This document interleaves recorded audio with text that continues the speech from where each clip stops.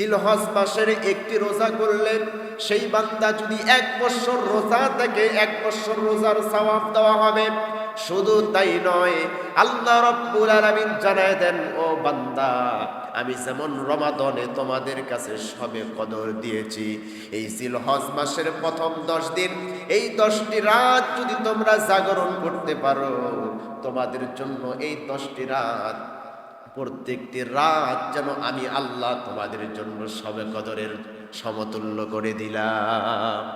তার মানে এই 10 দিন কেউ যদি রোজা রাখে 1 বছর রোজা রাখার সওয়াব, এই 10 রাত কেউ যদি আল্লাহর গোলামি করে কাটায় দেয়, আল্লাহর ইবাদত আল্লাহর দাসত্ব করে কাটায় দেয়, সেই বান্দা বান্দি যেন মনে করে লাইলাতুল কদরের সওয়াব আমি আল্লাহ তাদের আমলনামায় দিয়ে দিব। তাইলে গুরুত্বটা দেখেন, এই 10 দিন রোজা রাখলাম, 10 দিন রোজা রাখার কারণে একটি করে রোজা 1 বছর রোজা রাখার সওয়াব, বলেন না সুবহানাল্লাহ। আবার একটি রাত জাগলাম, একটি শবে কদরের রাত মনে করতে হবে যে আমি একটি শবে কদরের রাত জাগলাম, বলেন না সুবহানাল্লাহ। আবার আল্লাহ রাব্বুল আলামিন বলেছেন, কেউ যদি 10টি রোজা রাখতে নাও পারে, সে বান্দা যেন নিয়ত করে আরাফার ময়দানে রোজা রাখবো।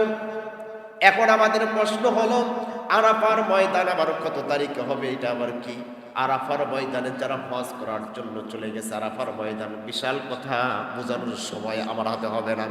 আমি শুধু বুঝাতে চাই রোজার গুরুত্বটা।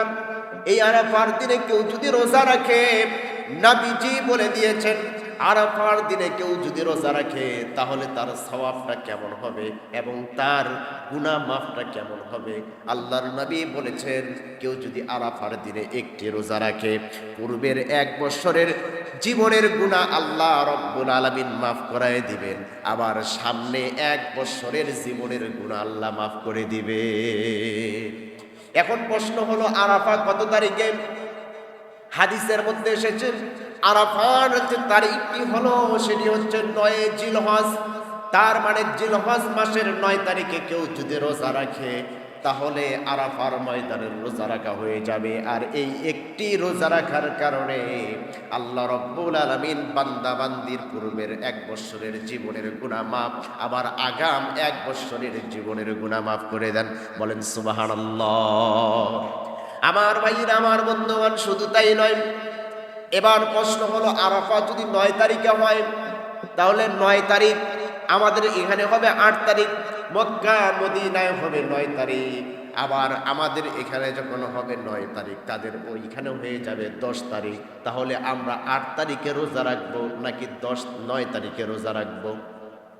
মুফাসসিরিন ইকরাম বর্ণনা করেছেন, কেউ যদি মনে করে যে না, উনাদের আরাফার দিনে আমরা রোজা রাখবো, তাহলে উনাদের আরাফার দিকে কেউ যদি রোজা রাখে তাহলে তাকে উনাদের সাথে কুরবানি করা লাগবে।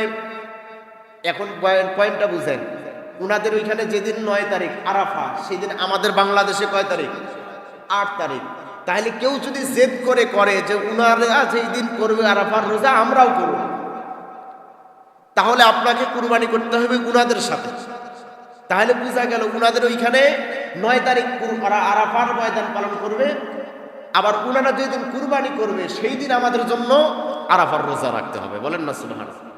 আবার কারো মনে যদি জেদ থাকে যে না, আমি আরাফার দিনেই রোজা রাখবো, তাহলে আপনি 1 থেকে ঈদের আগের দিন পর্যন্ত 9 তারিখ পর্যন্ত আপনি রোজা রাখেন, তাহলে আরাফার দিনও হবে, আপনার জিলহজ মাসের রোজাও হয়ে যাবে। আপনি যদি তাও না পারেন তাহলে কি করবেন? তাহলে নিয়ত করেন, আল্লাহ আমি 9টি রোজা রাখতে পারবো না, তাহলে আপনি নিয়ত করেন আমি 2টি রোজা রাখবো।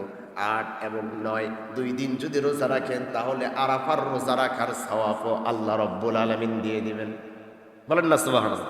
তাহলে আরাফার ময়দানে রোজা রাখবো এবং আমরা জিলহজ মাসের প্রত্যেকটি রাত জাগরণ করব, কাকে খুশি করার জন্য? কথা বলেন, কাকে? আল্লাহ যেন আমাদের প্রত্যেককেই এই আরাফার দিনে রোজা এবং জিলহজ মাসের আমলগুলি করার তৌফিক দান করেন, সকলে বলেন।